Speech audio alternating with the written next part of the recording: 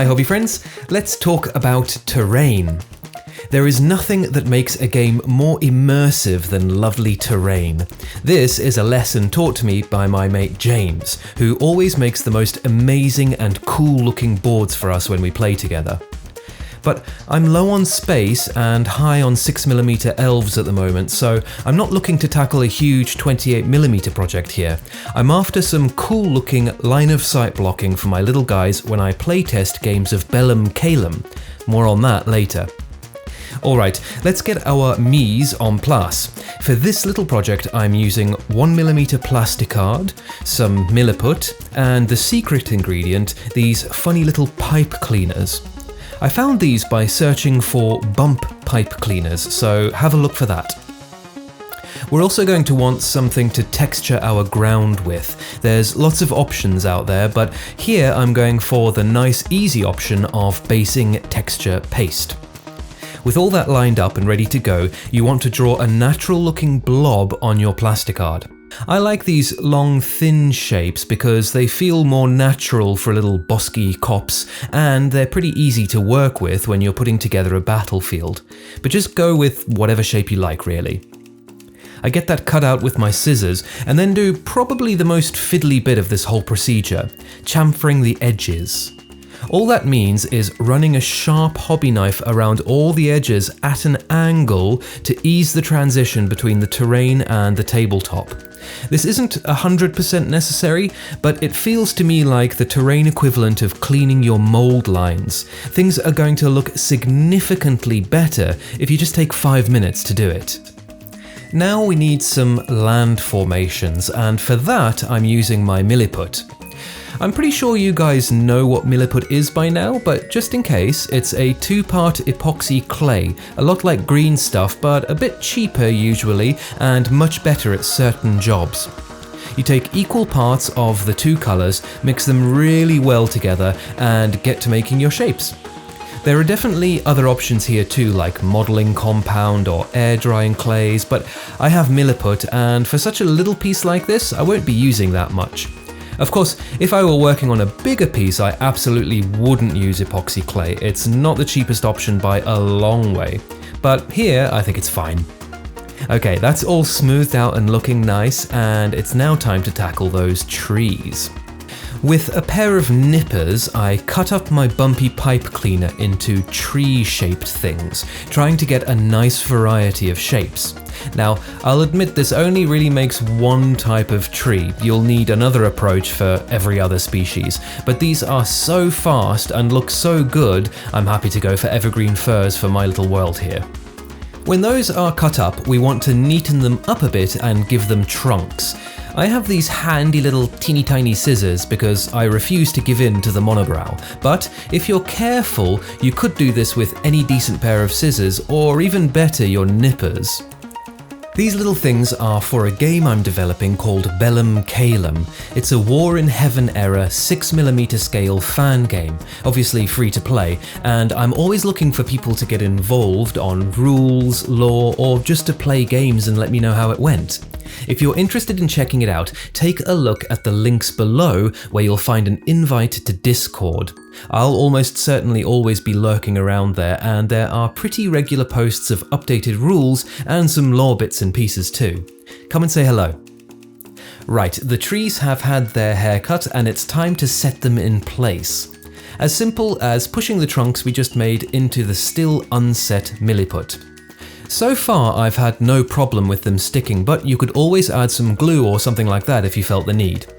I popped some rocks on there for good measure as well, and there we go, the main bit of the work is done. We need to leave that to cure, overnight in my case, but a few hours should do the trick. The next day, however, I did realise I wanted another cliff as well, so let's do that too. I'm using these plaster rocks cast in molds from Woodland Scenics because I want to use a particular painting technique later, and I think these are the best looking rocks anyway, but you could use real rocks arranged in your milliput, or a crumpled foil mold for your plaster, or probably 100 other things. Just make sure you have space on your base for your cliff, and enough space behind it to blend out into a hill with your milliput. I chamfered the edges again and stuck my rock down with super glue. Not sure this is the most durable option, maybe a 2-part glue or something else entirely. What do you think? I know there'll be some master crafters in the comments who have good options for plastic plaster bonds. With the rocks stuck, I added some ballast made from bits of overcast from the plaster casting process and covered things with milliput again. Now, these aren't necessarily completely realistic, but if you wanted a completely believable incline on the back of this hill, you'd have to make the piece huge, and it would be a lot less practical on the table. So we're going to be happy with this shape and get on to the next bit. I splooged a line of cheap superglue on the base of the cliff, threw on some bigger stones, and then sprinkled on some little ones. If I had some super fine sand, I'd have added that here too for an extra fine transition, but I have nothing like that on hand, so we're just gonna go with this. With the milliput set, it's time to add texture. No rocket science here, just a cruddy old brush and smooshing the texture paint all over the shop, obviously trying to avoid the trees and cliff. It's slow drying and acrylic, so any mistakes can be washed away with plenty of water so long as you get them in time. Another longish drying time, and then it's time to get some painting done. I'm using my airbrush for this one because it's so fast and the fine spray means I don't risk clogging up my trees with paint. But this is not a special airbrushing technique here, and you absolutely could do this with some fast and sloppy wet blending as well. I started on the trees with a bluish green. This is more of an experiment than anything, and to be honest with you, I might go with a more natural colour next time, but starting with the trees is a good idea, I think. You want them to be a different shade to your ground, and if you're airbrushing like me, it'll be easier to keep your ground colour off of your trees than your tree colour off of your ground. Over that green goes another slightly more natural shaded green, and the same colour forms the base of my grass. I spray really patchy here, leaving some of the brown texture exposed for a nice natural finish. If you used an uncoloured or wrong coloured texture option, I'd consider priming the whole thing with brown first. With the cliff, we want to keep that baby pure white, so be careful to avoid that when you're painting. Okay, one more brighter green on my ground to add even more variation, and then we can dry brush, which is something I'd love to show you, but like a total doofus, I forgot to hit record. Instead, I got this fascinating footage of me cleaning my airbrush. But it's dry brushing. You guys know how to dry brush, and if you don't, hang tight because I will be doing it later again anyway. For the grassy bits, I used a light green and then ice yellow to add some zingy highlights. If you're enjoying this video, by the way, you can show some love and help other hobbyists find it by hitting the thumbs up button below.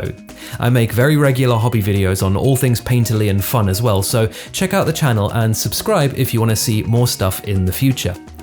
Right, let's get that cliff done now. I'm using what I've heard referred to as the leopard spot technique, which our cousins in the model rail community worked out eons ago. Those guys are smart. We need to steal more techniques from them. First off, you'll want to get your plaster nice and wet. I'll be using acrylic washes in a second, and this should help them spread and drip more easily. Then pick 3 colours. I'm using red, yellow and blue. You can be fairly bold with your colours here because everything will be seriously toned down later, and rocks are surprisingly colourful things. You just need a little bit of paint here and a lot of water to thin it down. You're looking for something like a wash or a stain, so get loads of water in there, and then it's time to drip. Some red splodges, some blue splodges, and then in this case a lot of yellow splodges, and voila! You have something that I guess model train enthusiasts think looks like a leopard? I don't really know, it's a weird name. In any case, it's time to get this looking like a rock. I threw some black acrylic wash in my cup and went to town running that all over everything. Obviously, you could easily use heavily diluted black paint as well. The important thing is to get everything nicely covered. And with that done, I jumped back to the dry brushing. A little streak of grey paint, a nice chunky old brush, work the paint into the bristles and then rub it on something like this cork tile or a bit of card until most of the paint is off, and then swoosh that over your rocks. It's very, very simple. I went over with 2 more shades of grey, getting lighter each time and focusing my brush strokes on the top of the rocks, and guess what? We're done. For about an hour's work total, I think these look pretty cool. I'm still getting used to the leopard spot technique on really tiny stuff, and I could do with fixing the overly blue patches on one of the rocks, but generally, for quick and simple terrain, I'm pretty pleased with what we got here. What do you guys think? Do you have any terrain projects on the go? Let me know in the comments below, and don't forget to check out the links for Bellum Calum and the Discord server. There's a little Patreon action too there if you really enjoy the channel. Thanks for watching guys, and I'll see you next time.